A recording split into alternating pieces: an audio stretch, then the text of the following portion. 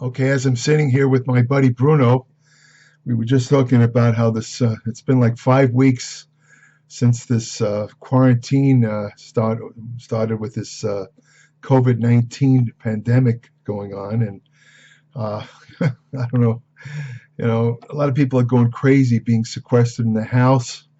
Uh, I don't like to make editorial comments, but, I'm watching the news. I'm seeing these various states where people are saying that they're being suppressed and they want to go out. And Jacksonville, Florida, they want to go to the beach, and I don't know what to say. I mean, the level of stupidity is just incredible. What do you think, Bruno? Bruno, he won't even look at it. He doesn't want to talk about it. Okay, Bruno. But what I want to talk about today is, again, I'm going to continue with this series on COVID-19. I usually talk about nutrition or exercise science in these videos, so I'm going to talk about this because, quite frankly, it's very topical. I mean, a lot of people are interested in this stuff. And I came across some research which I thought was very interesting, and that's what prompted me to do this particular video. But let me talk a little bit generally before I get into the specifics. Despite what you may hear or read, there is still no definitive treatment against COVID-19.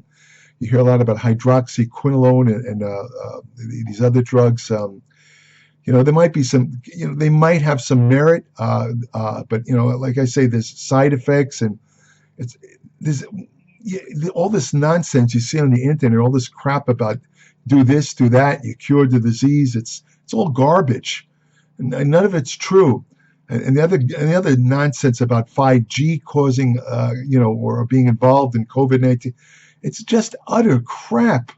I mean, don't believe any of that garbage. Don't believe it. It's garbage. It's a serious disease. It's not the freaking flu. A lot of people say, well, it's just like the flu. It's ridiculous. It kills you much faster than the flu. It's much more infectious. Well, I don't want to get into that, but as I said, there's no actual cures. Several antiviral drugs are showing promise, as I said, but they're not considered ready for prime time. They might pan out. Who knows? It's hard to say. In recent videos, I discussed several nutrients that might help protect against the more serious effects of COVID-19. These nutrients, which include vitamin C, D, and the mineral zinc, do not prevent the disease, as I pointed out in those videos. But through modifying immune response, they may make the difference between experiencing serious side effects, including death, and death is a bad side effect, and relatively minor effects, such as fever, headaches, stomach distress, body aches, and extreme fatigue.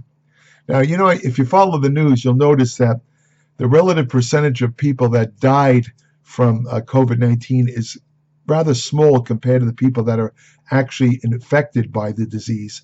And what makes the difference? Why is it that some people live and get these, like I say, these almost flu-like effects, but survive, and others have to be put on respirators, and sometimes they make it, oftentimes they don't?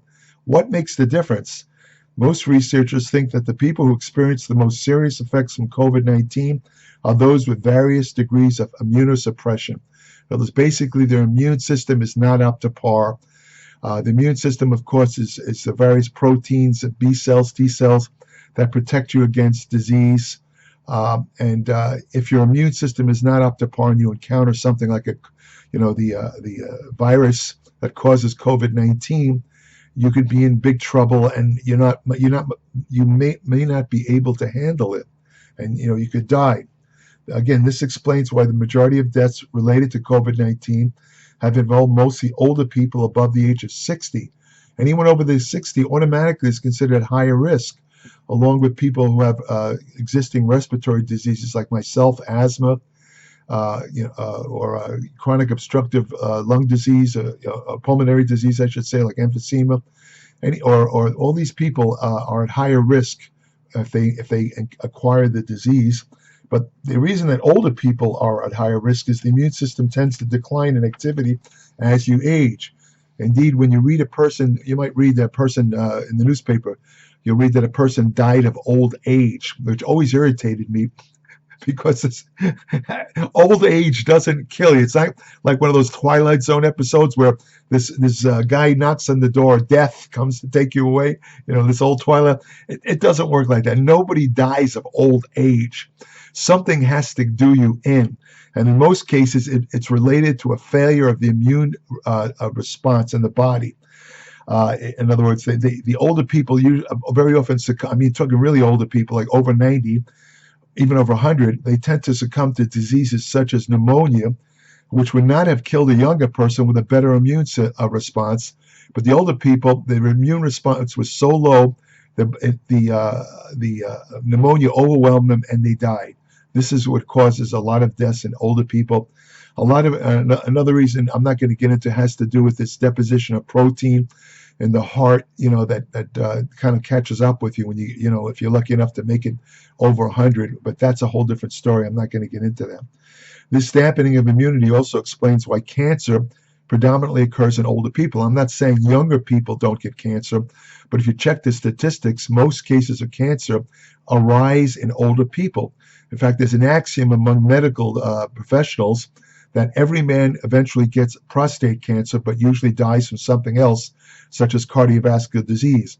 What they mean by that is as men age, they accumulate certain precancerous abnormal cells in the prostate gland. It's called intraepithelial neoplasia.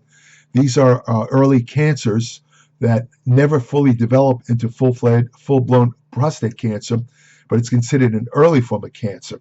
So, in other words, just about every man who lives, let's say, past 70 shows these cells. Every man, but they, as I said, only a percentage of them actually die where it becomes full-blown prostate cancer, or it gets to the point where they can't be treated or something like that. But the reason that people, as I said, the reason why people get cancer to a greater degree when they get older is again related to the suppression or loss of immune function, particularly cells called killer T cells, whose job it is to basically kill incipient tumors in the body, and also viruses. They work against viruses. Besides the nutrients that I previously discussed, there's another substance that could help to reduce the chance of fatality with COVID-19. Again, this what I'm about to tell you, don't misconstrue this to think that this substance will prevent COVID-19. It will not. But if you're taking it and you're unlucky enough to acquire COVID-19, what I am saying is based on previous studies of how it works with other viruses and other infections, it could mean the difference between put you in the category of surviving COVID-19 rather than succumbing to it. And I call this thing a substance rather than a nutrient. And what I'm talking about is melatonin. Because melatonin, a lot of you are familiar with because it's often used as a supplement to help you sleep. I use it myself. I use it almost every day. I take 3 milligrams of a time-released. That's actually a huge dose, believe it or not. A lot of people aren't aware that your body only produces melatonin in microgram amounts. That's 1/1000th of a milligram. So when you're taking 3 milligrams like I do, you're taking a gigantic amount. It would be like, if you compared it to taking anabolic steroids, it's like I'm taking 20,000 milligrams of testosterone a week. The difference is that melatonin won't kill you, whereas that level of testosterone will. So, but what melatonin is, it's a hormone, but it's produced in the pineal gland, which is right here. They used to call it the third eye. Right here is the pineal gland. It's produced gradually during the day. The precursor substance for the production of melatonin is the amino acid tryptophan, essential amino acid tryptophan, which is converted into serotonin, a brain neurotransmitter, and then the serotonin gradually is converted in the brain through enzymatic action into melatonin.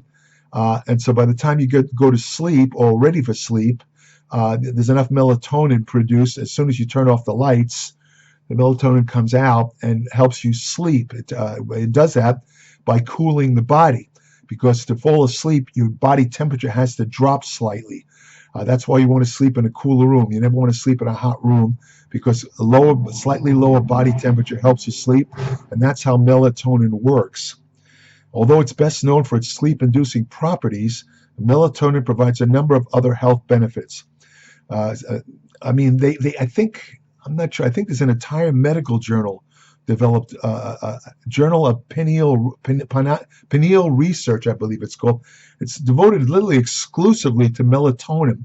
That should give you an idea how many studies come out attesting to the ability of melatonin to treat a number of diseases, surprisingly.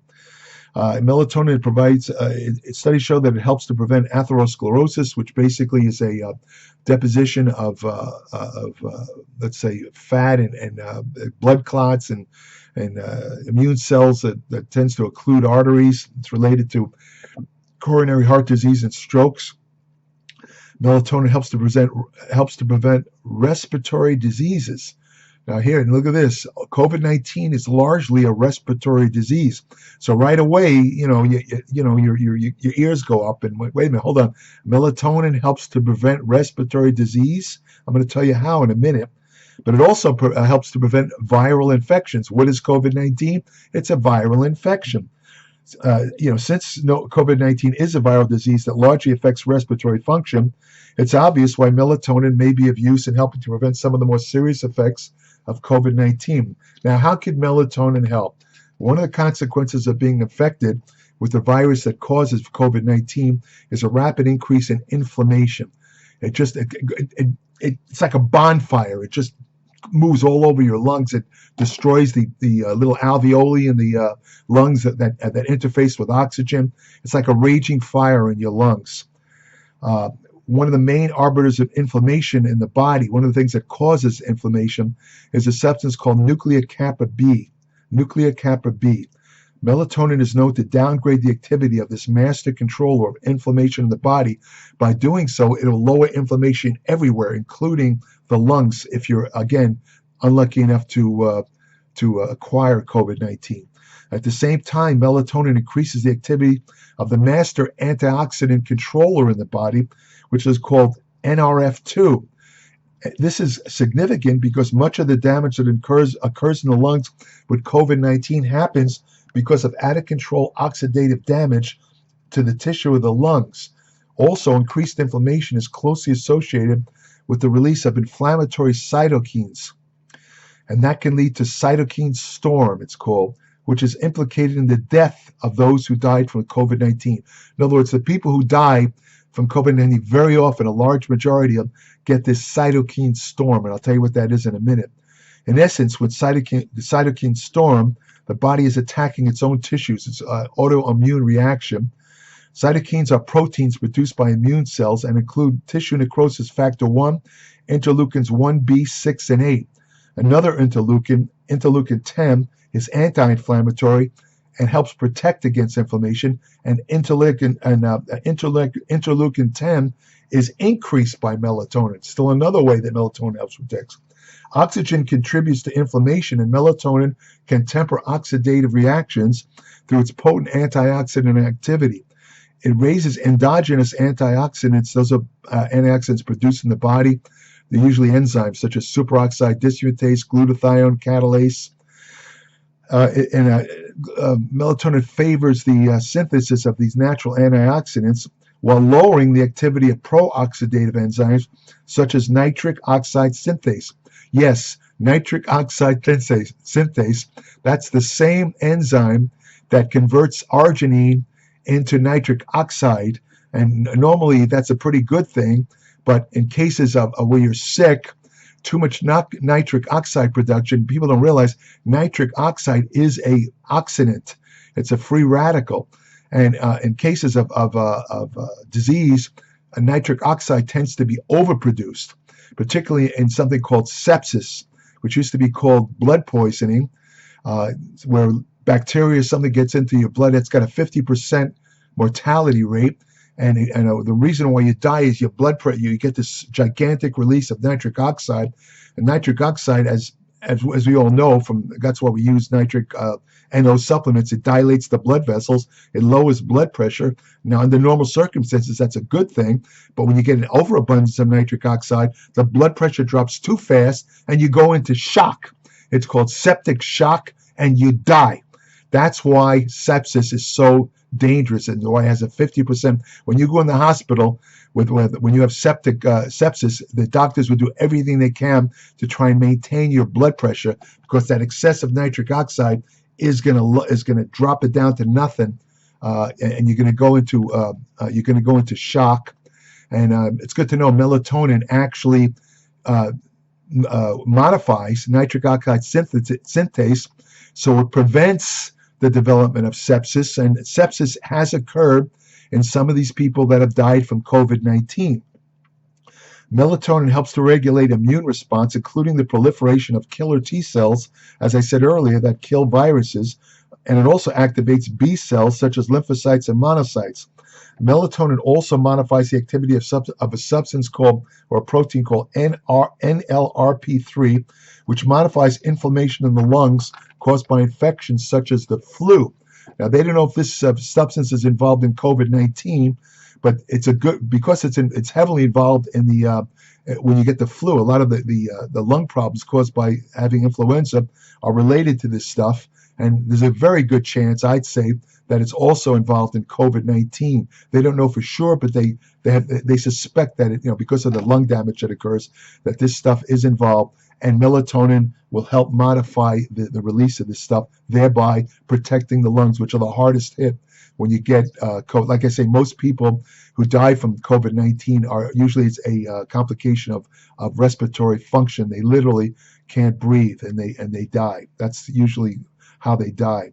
You can get other things, cardiovascular, there's other ways, but that's usually the main cause. As noted earlier, one of the most promising effects of melatonin in relation to COVID-19 is how it tempers the activity of cytokines.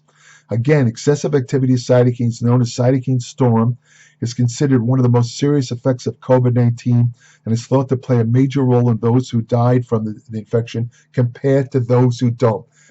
Simply said, if you could prevent cytokine storm, you have a very good chance of making it, of living. If you can't, if it gets out of hand, there's very little they can do for you. You're going to die. All they can do is put you on a respirator.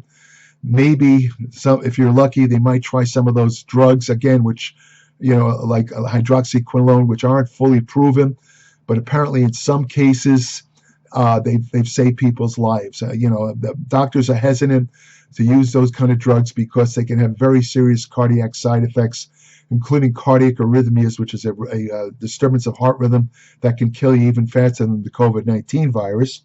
Again, that's not likely to happen under controlled doses. And when you give hydroxyquinone, you're only supposed to give it for 5 days.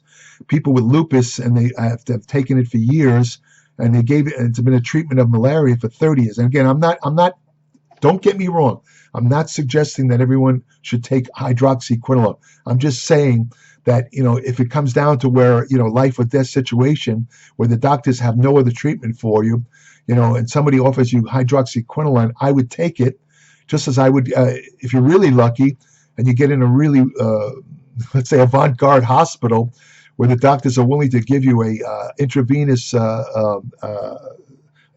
solution of ascorbic acid, a vitamin C high dose, then you'll be even luckier, because the vitamin C given intravenous, as I said in a previous video, might completely block the damage to the lungs and pull you right out of death. I mean, literally pull you away from death. But that's unfortunately not likely to happen, because in this country, the United States, most doctors are not believers in intravenous vitamin C. So the likelihood that you'll be lucky enough to encounter a doctor in a hospital who even knows about intravenous vitamin C and COVID-19 is very, very slight. And the other doctors will also hesitate to give you hydroxyquinone because of the possibility of side effects, and because it hasn't had enough research to prove that it's an adequate or safe therapy for COVID-19. So basically, they will they'll just put you on the respirator and just hope for the best. So, you're in God's hands after that. That's I hate to say it, that's the only way to look at it. Another thing melatonin will do is blunt the release of something called VEGF, which basically works to cause angiogenesis, or the development of new blood vessels. Now, tumors express a lot of VEGF because they have to develop new blood vessels in order to metastasize or spread. So some of the drugs that are now coming out to treat cancer are anti-VEGF drugs, which will block angiogenesis. If you block the development of new blood vessels in tumors, they can't spread and they basically dry up and disappear, and you're basically cured of cancer. Now, again, I'm not going to say this is going to cure all kinds of cancer, but it's an experimental treatment, let's say right now. Now, VEGF related to COVID-19, it promotes the localized edema. Edema, again, that's basically swelling, or in the lungs, it's an increase in fluid, like kind of a pneumonia-like effect that makes it very difficult to breathe. And a lot of that's stimulated by this VEGF because of the way it affects endothelial, the lining of the blood vessels, causing them to leak fluid. And melatonin will help blunt VEGF. And again, that's still another way it can help save your life if you are, again, unfortunate enough to get COVID-19. Melatonin may also help prevent other complications of COVID-19, including cardiovascular effects, sepsis, which I explained earlier, and liver injury. The sleep-inducing effects of melatonin may lessen the need to provide higher doses of sedatives to those with COVID-19 and also help them sleep. Because, a lot of people don't realize a lack of sleep alone will, even in a healthy person, will completely knock out your immune system down to nothing. These people walking around, who are healthy, they're wearing the mask, which is nice. If you're walking around getting 4 hours of sleep wearing a mask ain't going to do you no good. If you encounter somebody with COVID-19 with lack of sleep, your immune cells are also asleep. So it's not. You better get enough sleep, and I'm talking 7 hours minimal. 7 to 9 hours is what's recommended. Don't screw around with that. If you have to take melatonin, take melatonin. How safe is melatonin? It's very safe. It's relatively non-toxic. If you take really high doses, like some idiots on some of these science websites have noted that large doses of melatonin stimulate growth hormone. They're talking about taking 60 milligrams, which is, I have no words to express how stupid that is. That is incredibly stupid. If you take a dose like that, you're going to get dizziness, headache, nausea, and sleepiness. You take a 60 milligram dosage of melatonin, the last thing you're going to want to do is go to the gym.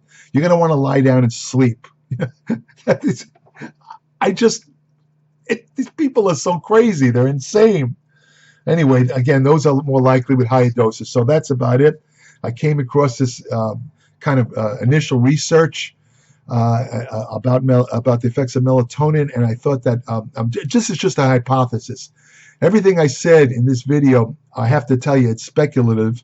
I'm not going to lie, because melatonin has not really been tested. Same with the other vitamins and nutrients. I mean, theoretically, they will all do exactly what I said they did, but nobody really knows because, according to science, you have to test it in several studies, before it becomes accepted. So it's all hypothetical. But like I say, if I was, God forbid, if I acquired COVID-19 and, with my asthma, who knows what would happen? I mean, if they said, well, there's nothing we could do except give you hydroxyquinolone, but, it hasn't been enough stuff. Give me the fucking excuse my language, give me the hydroxyquinolone. Are you kidding me? If it means life or death, you're going to wait for studies? Are you serious? Oh, please. Anyway. So, you know what? Anyone who believes all this stuff, I think you should go march with those people in Michigan that are demanding to be let out and walking around without masks. Go join them, because you're on the same mental level as them. I'm sorry, I just can't take this stupidity that I'm reading about this stuff. It's unbelievable. The 5G really cracks me up. If you have a 5G phone, you're going to get COVID-19. Give me a break. How can anybody over 4 years old believe that kind? What? Give me a break. Anyway, if you want the most in-depth and current information on nutrition, exercise science, food supplements that work, which ones do, which ones don't. I'm not associated with any food supplement company. I have no access to grind. I'm going to tell you the truth. Fat loss techniques that really work. Anti-aging techniques that you can use today to slow down the rate of aging. I cover that a lot. Hormonal therapy, such as testosterone therapy, the truth about it. It's another thing. I've been looking at Just off topic here. I've been looking at some of these so-called testosterone optimization, TRT optimization videos, and again, every time if I'm a little depressed, and I want a good laugh, I'll watch one of those videos because they're so nonsensical. One guy was talking about the best way to take testosterone is to take small dose injections every day. Oh, God, where do they get these guys? Jeez. Oh, anyway. I also cover women's health and fitness, ergogenic aids. All of these topics are covered in my Applied Metabolics newsletter. It's 40 to 50 pages, comes out every month on the first of the month. And when you subscribe, I'll send you an invitation to join my private Applied Metabolics Facebook page, where each day I post new information on nutrition, exercise science, general health, and medicine. Also, I have an email portal on my Applied Metabolics website where current subscribers only. I don't answer unsolicited questions either there or under the videos. In other words, I'm not answering unsolicited. If you ask me questions, you're welcome to ask a question. Maybe somebody else might answer it. Occasionally, I might answer it if I have time. But the odds of me answering comments left under the videos, I'll warn you right now, are very, very, very slim. I just don't have time. But you're welcome to leave comments, and you're welcome to also leave suggestions for future videos. That's about it. You saw my friend Bruno here. So go to your local shelter and adopt a dog. Let me tell you, when you're locked up, when you're quarantined, a dog is the best friend you can have. I mean, because they're always loyal, they're always there with you. You never really feel lonely when you have a nice, loving dog there. So go get yourself a dog or a cat if you like cats. That's okay, or a squirrel, or a hamster, or a turtle, or a rabbit, or whatever you like. Take care.